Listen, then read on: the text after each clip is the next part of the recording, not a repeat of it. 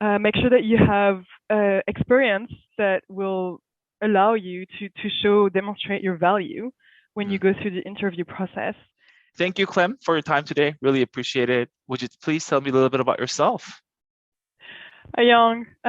Thank you for having me. My name is Clem. I'm a product manager at Amazon. I've been at Amazon for 4 years now. I started my career at Amazon as a marketer. I was a marketer before joining Amazon. And I now work on products that support marketers in their roles, and more specifically on tooling and reporting products that make marketers more productive in their day-to-day Mm, role. but can you tell me a little bit about your process of getting into the company? Because it seems like you're really proactive in terms of like reaching out to folks and like, asking for coffee chats and stuff. Would you just tell me a little bit more on like, hey, like how did you actually reach out? And then what did you say in like coffee chats? Like how did that go? And then how did you actually ended up like interviewing and stuff? Yeah. Um, so for me, I had a pretty precise idea of where I wanted to bring my career next. I knew I wanted to stay in grocery because I was Uh-huh. really passionate about food and impacting people positively in that space. I knew I wanted to grow my career. I really wanted to prioritize my career at that time. So I needed an opportunity where there is growth that is going to be unlocked. And I wanted to be in an environment where I would be challenged and I knew I could innovate and I knew I could put the customer first. Uh-huh. So I knew that this was my mission and I knew that was very much aligned with Mm, Amazon's mission, which is really easy to learn. It's everywhere in the press. So I was excited to join Amazon for all these reasons. And what I did is that I took my story and I basically told it to a few people that I was able to identify could be good advocates for me. And I tried to reach out to a lot of people, and I only had a few answer back, but that was enough to kind of get my foot in the door. And I had a few one-on-ones and coffee chat with different people because it's always good to learn from insiders. What are the teams that are growing? What are the teams where there are good supportive managers? Where there are investments, where there is leadership visibility and support. And so all this information you can only get through coffee chats. And through this coffee chat, I knew which roles I wanted to apply for. So I specifically applied for roles, and then I asked the people I had talked to if they could recommend me internally, and that's kind of how it worked. But I would got it. highly recommend trying to talk to employees that are in the current company you're targeting because they will have really good information for you on what the interview process looks like, what the candidates that are sought after look like, what questions to ask, what to look Mm. for. And once you have all these insights, you can take them and run a killer interview.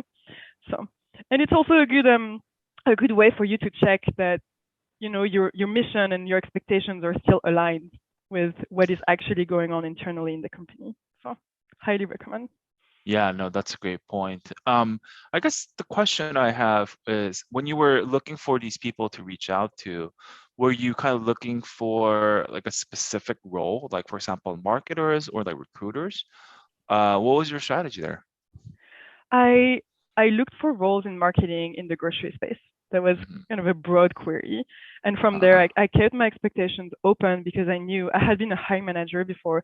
I knew that sometimes the role doesn't tell you the whole picture, that there are potential for evolution and, the role to adjust over time. So I wasn't so stuck on the role. I was more stuck on the type of role and the team I joined. hmm. So that's kind of where I led my research, and it was good because at the end of the day, when you join a new company and a new team, you're never really sure what you're going to be doing until you do it, Hmm. and sometimes things changes. So I think it's a good idea to stay open. Yeah. Yeah, no, that makes total sense. So with about the interview, so I would assume that you just like kind of had some stories based on the leadership principle, and that's like how you tackled it. Yeah, I was really suspicious of the leadership principles before. I was like, well, every company has good intentions, so sure, I'm going to look at them, but not take them too seriously. And then through my interviews, my one-on-ones with insiders, I actually learned that they're really important. The entire interview process is geared towards the leadership principles. This is how people performance is assessed internally, and everybody lives and breathes through them, and they're actually really meaningful and actions internally. So that really changed my mind, and I decided to take more attention on the leadership principles. And you're right, I did make a list of leadership principles in my notes, and I had examples for each one of them with, what was the situation, what was the problem, what did I do to solve it, what was the impact, what were the long-term consequences, what were the obstacles, difficulties. I had a whole Of story. course. As a Yeah. marketer, I had to tell good stories around the Yeah. leadership principles. Just like how everyone does it. Yep. Um, so you said that you work as a product manager at Amazon, helping marketers be more productive. Would you tell me a little bit more on what you do and like maybe your day to day a little bit? Yeah, and I can give you a little bit of background on what I do is so meaningful to me today. So I joined Amazon as a marketer, and I joined as a marketer on a team that didn't have a lot of tooling available. Mm, Creating content to show customers on the site was really manual. It took a lot of time to get it up there, and we didn't have reporting metrics that were allowing us to know if we were focusing on the right things and if we were generating results, both positive results for the customers and also for our team on the business side. So it was really challenging. The team was underwater. We were taking on too much. We had no idea where to focus, and that was really frustrating. So I basically focused the next 2 years in this role into creating tooling and reporting for my team to be able to know what to prioritize, what to offshore, what to stop doing, and what to improve so that we can actually prove that we are generating positive impact and get some recognition and also be able to grow as a team. So that was really an eye-opening experience. We had to be a little bit scrappy. We didn't have a lot of resources to get there, but it was really impactful on the team. You could see that team satisfaction was up, productivity was up. We had all the parameters and the metrics to measure this, and everybody was working in a more.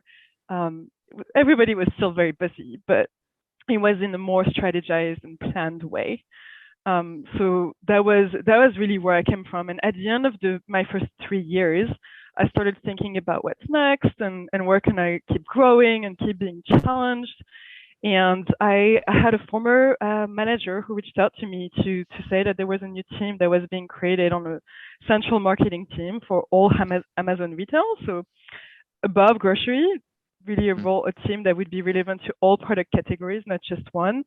And they offered me a role that was very much a blank space. They were like, "What are topics that you want to focus on where you see an opportunity for everyone?" And so I brought it up. I did a little bit of investigation, and I realized tooling and reporting is a problem for everybody. Everybody has different tools. They're not really aligned. We have some gaps, but there are too difficult and broad scope for one single team to tackle them for everybody. So it has to be addressed centrally. And that's how my charter was born. Now I work with specific tech teams who own marketing tools, that marketing scheduling and content tools, to make sure that we can drive automation, we can drive better, simpler UX designs and more adoption for Yeah. marketers, that they Yeah. can Yeah. they can adopt these tools and work faster and generate more results, so be Yeah. more Yeah. productive. And then I also work with some central reporting teams to create measurements for all Amazon, including for Mm, marketers, to make sure that we have the right measurements, that we use them in our automation tools, that everybody has access to them so they can report on impacts, and that most importantly, everybody uses the same metrics. Because at the end of the day, those metrics are used to decide what content gets shown or ranked or prioritized for the customer. Um, and they should be the same metrics that we use for how we report on impacts. So, yeah. You know what? The funny thing is, I mean, I worked closely with you before when I was in retail, and one of the things people really think about Amazon is that when you join, you will kind of expect everything to be like perfect, right? Because it's Amazon, and you quickly realize that that's not really the case. Like there are so many things that can be worked on, and for example, the toolings and reporting, that's one of those things, right? yeah, I mean, it's it's kind of a curse and a benefit. I would say that Yeah. Amazon is building its own tools for everything. Everything is proprietary. So you can build tools that really, really meet your needs, but it's also always kind of a race to get the tools up to speed and up and running. And so sometimes Yeah. we make trade-offs. We make compromise on the UI, or we don't completely finish the tool, and there are some gaps that need to be addressed over time. So it's always a challenge, but it also has some benefits. And I think from an employee perspective, the positive aspects to this is that there is always something to invent and innovate. Mm-hmm. There is always Mm-hmm. room for you to grow and create something from scratch that everybody is going to be able to benefit from. Yeah, no, 100%. So you started as a marketer and then now you work as a product manager. Was there any sort of like learning curve when you like, transition? And if yes, like how did you, overcome those? Yes, there was definitely a little bit of a learning curve. I am really grateful that I was given the opportunity to transfer into a new role wherein I had little experience working in products. It was more working in product by default because things needed to be done. And so I would put my product manager cap as a marketer. But I've learned very intuitively. Being a product manager there is not like a lot of skills or competences that are really brand new to a product manager that you can acquire in a different function. It's a lot of being practical, understanding what are the customer problems, being able to prioritize them, being able to talk to different partners on the tech side to develop solutions that are going to answer these problems, being able to report on impact, understanding what's the ecosystem of other teams that could be impacted or you could have dependencies on, and having a vision for where you want to grow your product over time. So as long as you have that, or you have a little bit of experience like this as a marketer, or really even as another function, like vendor managers could be really good product managers. I think that anyone can make a really good product manager. And then on our team, we had a whole team of very experienced product managers that have really clear mechanisms for how we track the work, how we planify the work for our entire team, how we build connections between everyone's charter. And it's pretty well defined. And we're really good at tracking Hmm. progress and tackling Yeah, risks and dependencies. So it was a learning curve, but it wasn't that bad. that's good to know. That's good to hear.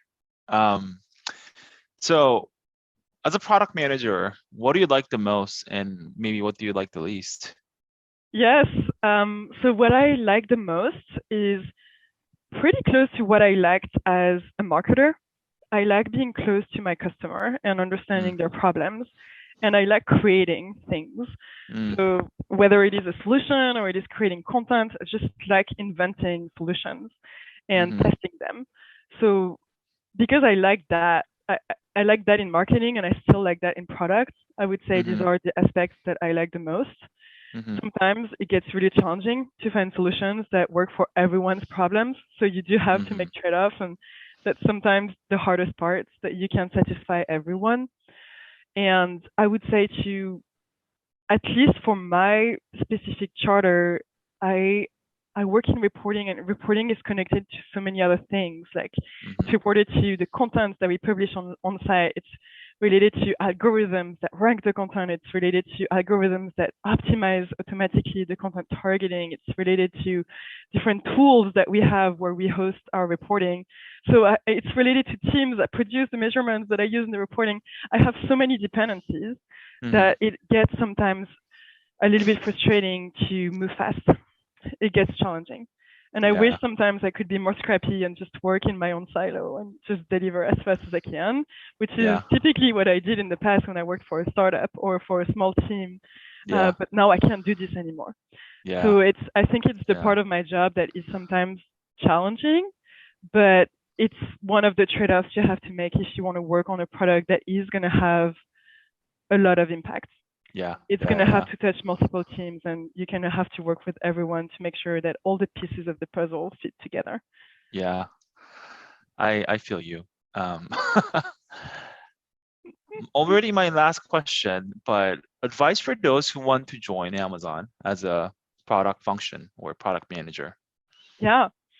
Um, I would say do your homework, Mm, research about Amazon, try to build some connections with employees at Amazon. Make sure that you have experience that will allow you to show demonstrate your value when you mm, go through the interview process.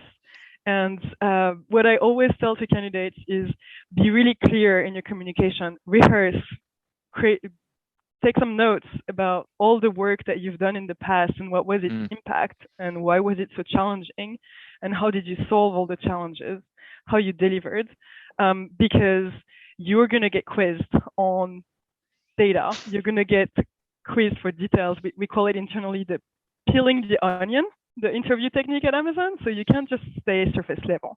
If you wanna have a good experience as a candidate, you need to prepare to tell your stories with enough levels of details and granularity that you're going to get credit for the work you did.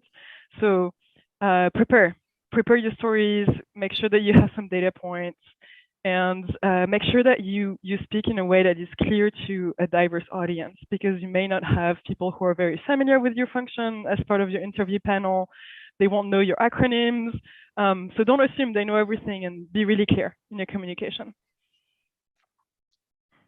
can't agree more. Yeah.